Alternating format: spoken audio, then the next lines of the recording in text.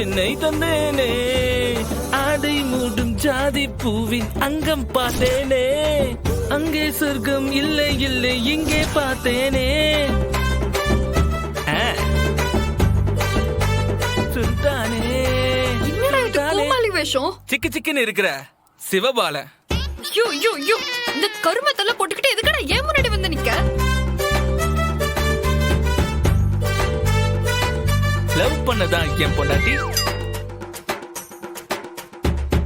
டியூட்டில இருக்க இல்ல பல்ல உடைச்சு கையில கொடுத்திருப்ப.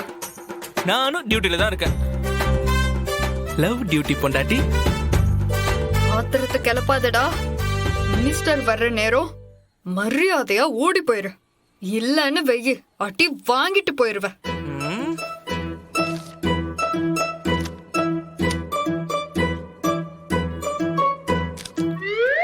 இந்தா லவ் லெட்டர் படிச்சு பாரு. அப்படியே உருகி போய் ஓடி வந்து கட்டி புடிச்சிட்டு மாமா ஐ லவ் யூ அப்படின்னு சொல்லுவேன். ஐயா என்னையா இது? தம்பி வீரா கிட்ட மனு கொடுத்துக்கிட்டு இருக்காரு. மனு அவன மினிஸ்டர் அவ. அது ஒண்ணு இல்லல, தாலிய கலட்டி கொடுன்னு வாயால கேட்க சங்கடப்பட்டுக்கிட்டு நைட்டெல்லாம் உட்காந்து விவரமா எழுதியிருப்பான். லெட்டரை கொடுக்கான். அதான் படிச்சு பாருடி. நைட்டெல்லாம் கண்ணு முழிச்சு ஒரு கவிதை எழுதி கொண்டு வந்திருக்கேன்.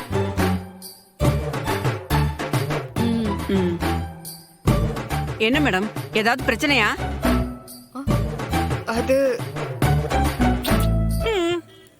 அதெல்லாம் ஒண்ணு இல்லக்கா, நான் பாத்துக்கிறேன். நீங்க டிராபிக் போய் பாருங்க.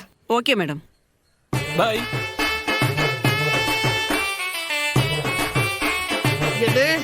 மானத்தை வாங்காம தயவு செஞ்சு இங்க இருந்து கிளம்பல. என் பொறுமைக்கு ஒரு எல்லை இருக்கு. நானும் பொறுமையா தான் உனக்கு லெட்டர் எழுதி வந்திருக்கேன். படிச்சா என்ன லவ் பண்ணிட்டு வேணும்னு பயமா இருக்கா? ஓ சாவடிக்கிறானே. எல்லே இப்போ உனக்கு என்னல வேணும்? ஓகே, நீ படிக்க மாட்ட, நானே படிக்கிறேன்.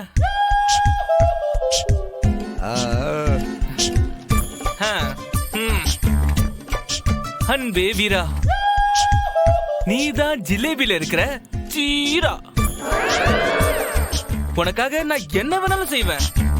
இப்ப சொல்லு, இமயமலை மேல இருந்து டைவ் அடிக்கவா இல்ல சுனாமில போயிட்டு அப்படியே ஸ்விம்மிங்க போடவா? மினிஸ்டர் வர்ற நேரங்கிறதுனால உன்னை சும்மா விடுத? ஒழுங்கு மரியாதையா இங்க இருந்து கிளம்பி போய். நான் போவேன். எலே ஐயோ எனக்கு வேணும். எலே இந்தடா எனக்கு வேணும். எனக்கு முத்தம் வேணும். நான் போவேன். எனக்கு வேணும். எனக்கு வேணும்.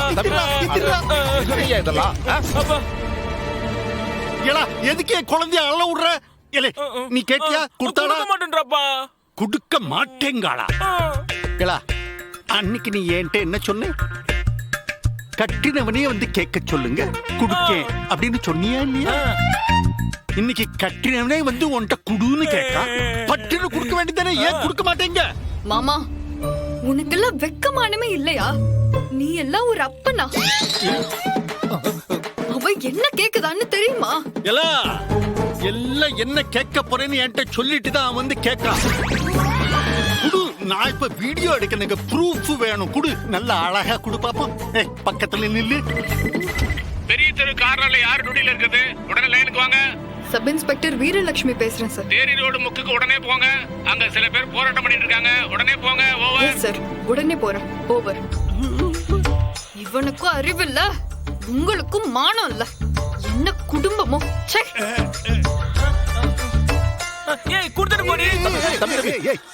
நீ வேறடா. அவனோட மினிஸ்டர் அவ சாதாரணமே போலீஸ் ஸ்டேஷனுக்கு வான்னு சொல்றவ. மினிஸ்டர் பயமுறுத்துவா. நீ இப்படி இப்ப வேண்டாடா, நான் வாங்கி தரேன்டா உனக்கு. கிளம்பு. ஏறு முதல்ல ஏறு. பரவாயில்ல, பாத்துக்கலாம். கிளம்பி இப்ப முதல்ல. நான் தேரி ரோடு வரைக்கும் போறேன். நீங்களா மேனேஜ் பண்ணிடுவீங்களா? பண்ணிடுவோம் மேடம். Okay madam. ஓகே.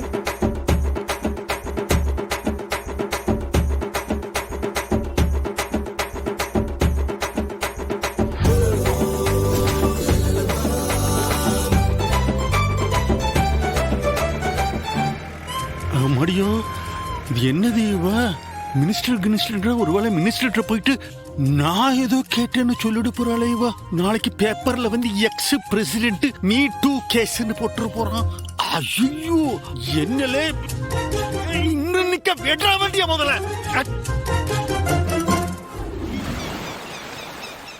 நிச்சயமா சண்முகம், அந்த மாலதி அந்த ஸ்கூலுக்கு கொண்டு வந்ததே அந்த வைஜெயந்தி தான்.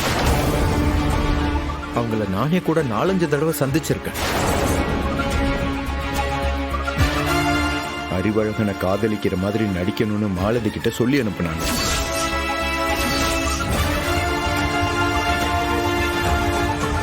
ஒரு பொம்பளையா இருந்துகிட்டு அவ இவ்வளவு வேலை பண்ணிருக்காளே, அவளுக்கு என் பையன் மேல என்ன கோபம்?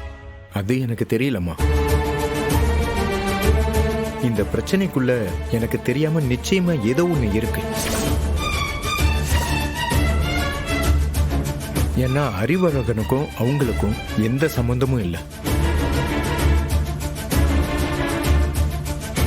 அதை தாண்டி எதுக்கு அவங்க அறிவை பழிவாங்க நினைக்கணும்?